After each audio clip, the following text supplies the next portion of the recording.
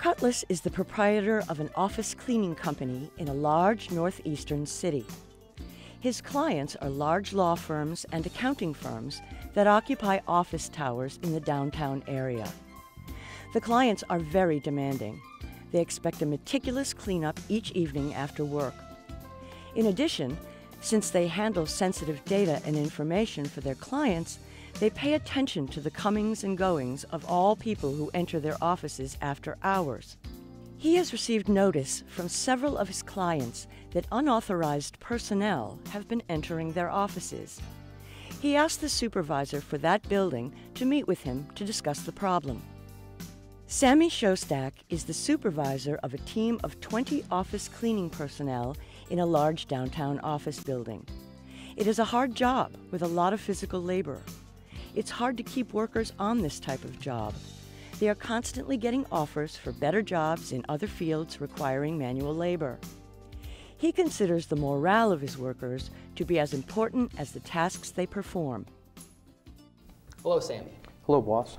Sammy, you're a good manager. I know that it's difficult managing 20 people, many of whom are new to the workforce and perhaps aren't too familiar with the culture of the corporations whose offices we're cleaning. You've always been a good guy for the job, always getting it done with the resources I give you. But there is one thing that we must discuss. I've been getting some complaints from some of my clients who are saying unauthorized personnel are entering some offices in the building. And as you may or may not know, our clients are very sensitive about who enters their offices. I don't know what to say, Mr. Cutlass. All the cleaners are authorized to be in the building. They do check in at the front desk when they enter the building. They check out when they leave. Everything's logged in on a register. And I should point out that some of the cleaners do have a difficult time with English, so maybe it's not so clear. I've been to the building several times in the past few weeks, and what I've noticed is that when walking around, some of the workers weren't assigned to their specific locations. In fact, it seemed to me like they were just hanging out. Now, while teamwork is appropriate sometimes, it is our very strict policy that a worker is assigned to one specific office area. This way we can maintain security. If ever there was a problem of theft or negligence, we know where to look first. And if we can exonerate our own employees first, then our clients will have to look somewhere else for the security breaches. As you know, Mr. Cutlass, the building is deserted at night. Perhaps some of the cleaners have a problem or they're insecure working alone on a deserted floor. I understand that. I appreciate that. It's a lonely time of a day, but there really must be some explanation why they're not following our procedures, Sammy. The procedures call for each worker to work in a specific assigned workspace. By enforcing these policies, it's causing a morale problem. We have about 30% turnover a year, and I'm constantly having to go out and recruit new cleaners. Not only that, I have to train them in the use of the equipment and the use of the chemical agents. So you think that there's potential for higher turnover? I consider morale to be a very big issue. Being a cleaner is a very difficult job. It's monotonous, and not only that, they don't get rewarded for doing a good job. It's difficult for them to not work in teams.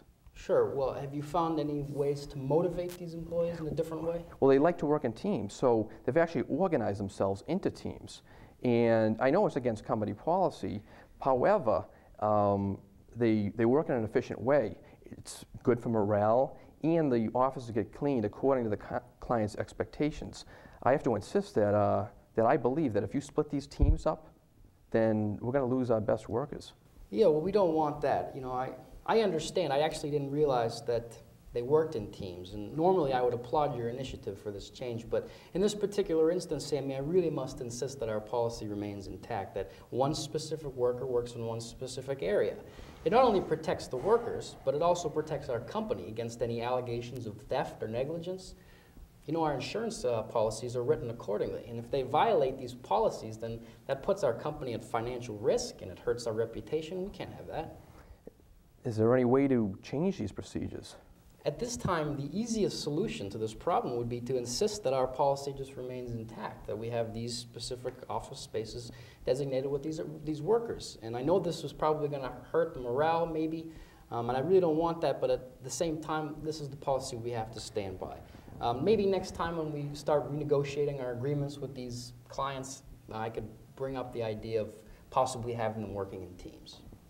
I understand. I'll let the cleaners know that they're going to have to work in their assigned areas. Are you on board with this? It's going to be tough, but yes, you can count on me to square that away. Great. Well, you know, Sammy, we'll talk about this next month at the end of the meeting and see how our improvements went. Now that meeting is going to be on the 30th, I understand? Yeah. Okay, and all right, at that point then I'll report to you and give you feedback as to how each cleaner is taking this policy change. Great. Thanks for helping me out with this, Sammy. You're very welcome. We have witnessed an interview in which a manager has advised a subordinate how to improve his performance.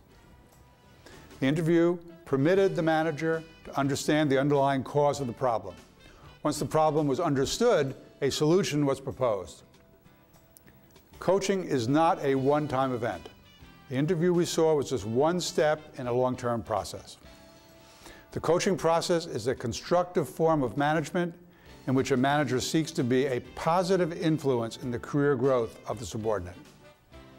The manager does this by getting to know the needs of the subordinate in order to structure the tasks in such a way as to be optimally motivating.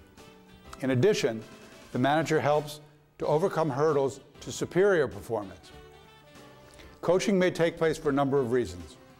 Besides career growth and problem resolution, coaching is also used to help an employee deal with personal or family problems that may be interfering with job performance. Coaching requires a commitment by a manager to the growth and development of his or her subordinates, both for the sake of the company and for the benefit of the individual.